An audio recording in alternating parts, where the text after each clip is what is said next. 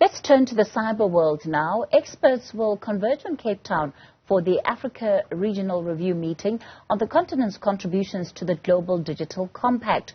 Just one of the points of discussion is the rate of change in the digital space. Just in the last week, Twitter decided it would limit the number of tweets that you and I can read.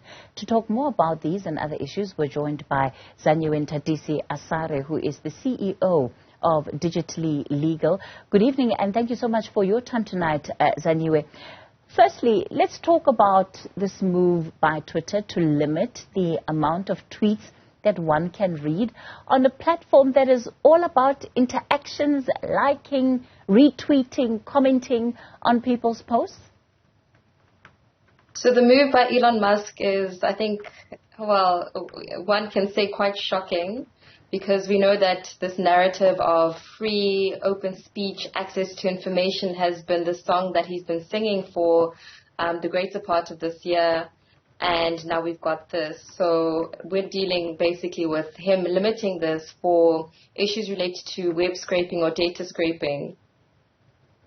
When we look at a platform like Twitter, of course, and I imagine a gathering like the one you are part of in Cape Town, it's about what opportunities exist within a digital space. And you look at Twitter, that's just one of many spaces. And in fact, it continues to enjoy a portion of representation sort of globally, but it's certainly not the biggest social media platform.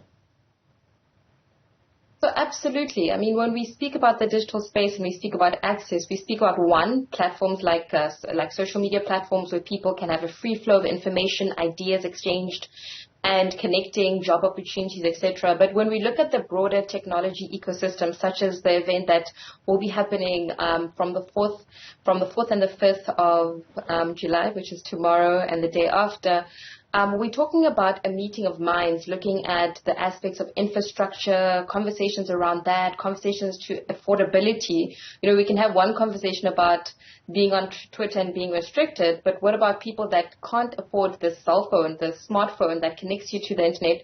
And then once you do have that, also talking about issues that are related to data, the amount of airtime, sometimes even just coverage from service providers. So that is, in effect, the plethora of ICT-related conversations and discourse that we'll be having that will then be put into one document to be a contribution on Africa's behalf, you know, basically putting a loudspeaker for African voices and African issues when we speak about internet connectivity globally. Zanyiwe, the reality of the matter is that when it comes to conversations around digital access, we have two worlds, those that are able to be part of it and those that are excluded. Absolutely. And I think if you look at, for instance, the United Nations Economic Commission for Africa, and you look at the universal service obligations, access obligations that look at connecting the unconnected, look at closing the digital divide, these conversations can't be had in a silo.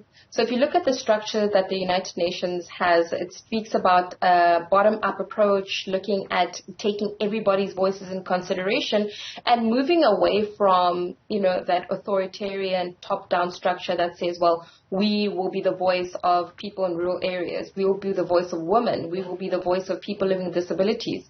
If anything, what this, what the United Nations is effectively putting forward is a structure where everybody's voice is put forward. Remember, at the end of the day, we need to be fighting for our own rights to be interacting in the global space. We need to be the ones that are putting forward our voices as Africans.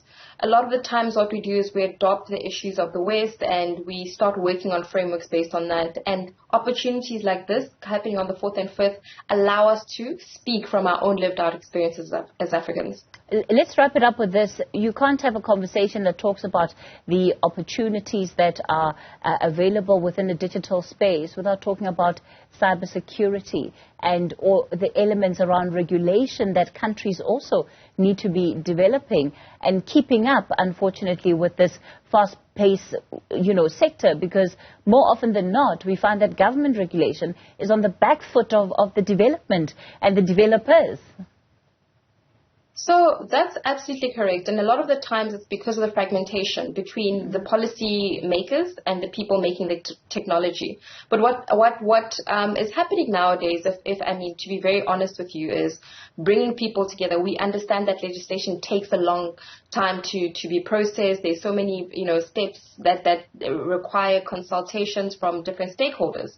But the truth is, when we start training the people and placing policies within companies and ensuring that regulation that can be updated faster speaks to the needs of the day, we then create solutions ourselves. But that also requires Africans to start creating platforms. That requires us to start creating platforms that speak to the issues from a cybersecurity perspective that we're trying to mitigate. All right, let me thank you for your time. Zanyiwe Nthatisi-Asare is the CEO of Digitally Legal.